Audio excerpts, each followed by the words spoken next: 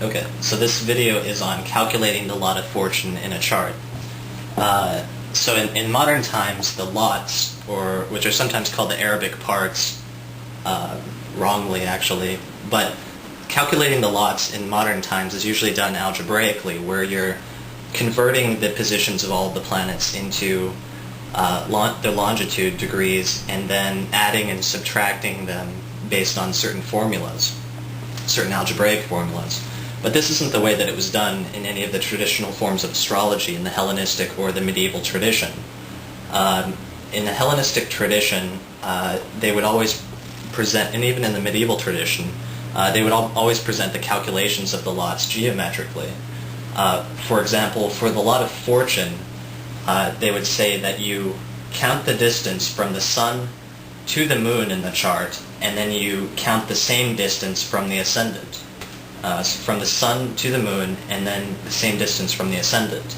But then in a nocturnal chart, you would count from the position of the moon to the position of the sun, and then count the same distance from the ascendant.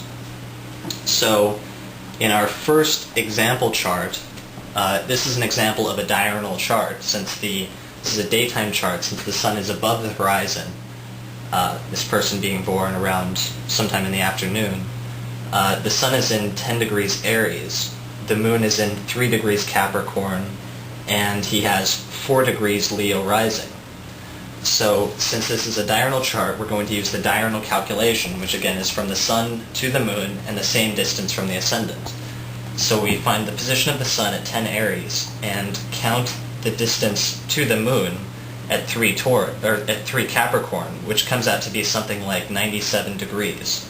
There's about 97 degrees between the sun and the moon. So then we count the same distance from the ascendant, going the same direction, 97 degrees from 4 degrees Leo until we reach approximately 27 degrees Aries, and that's where the lot of fortune is in this chart. So it's important to note that we're counting in this chart, for example, since the moon is over here to the right side of the sun, we're counting clockwise, 97 degrees clockwise from the sun to the moon. And then when we start from the ascendant, we're counting the same direction, 97 degrees going clockwise from the ascendant until we come to 27 Aries. And that's where the lot of fortune is. So whatever direction you count from the sun to the moon, you always count the same direction from the ascendant. So now we have a second example chart. And this is a nocturnal chart, since the sun is below the horizon and this person was born at night, sometime after midnight. Their sun is at 0 degrees Aries, their moon is at 4 degrees Taurus, and their ascendant is at 8 degrees Aquarius. So since this is a nocturnal chart, we're going to be using the nocturnal calculation, which is the count from the position of the moon to the position of the sun, and then the same distance from the ascendant. So, we start at the moon, which is at 4 degrees Taurus, and count to the sun, which in this case we're going clockwise again. So from the moon to the sun is approximately 34 degrees. So there's a 34 degrees difference between the moon and the sun. And then we count the same distance from the degree of the ascendant at 8 degrees Aquarius. So 34 degrees from the moon to the sun, and then 34 degrees from the ascendant brings us to approximately 4 degrees Capricorn, and that's where the lot of fortune is in this chart. So you notice how the calculation is flipped. In this nocturnal chart, we're going from the moon to the sun, whereas in the diurnal calculation, we went from the sun to the moon.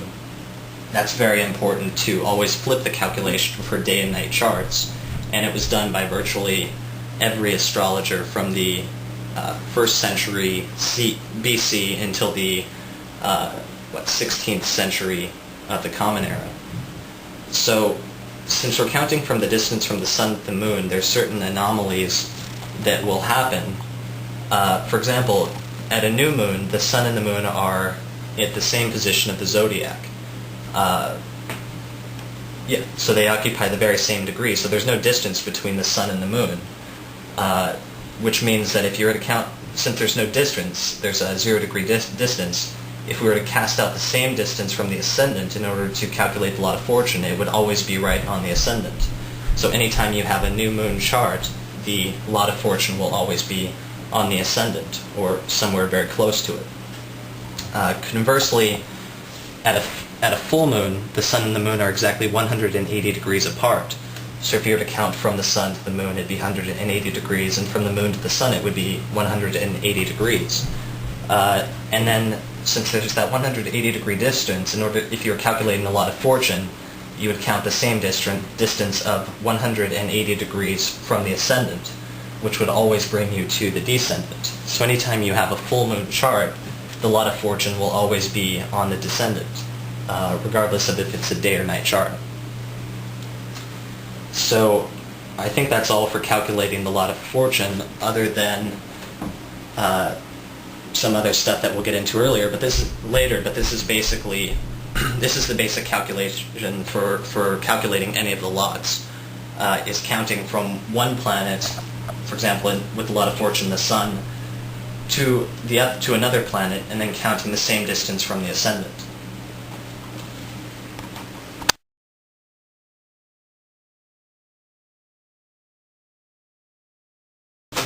So in this chart, the sun is at 10 degrees Aries, the moon is at 3 degrees Taurus, and we have approximately 4 degrees Leo rising.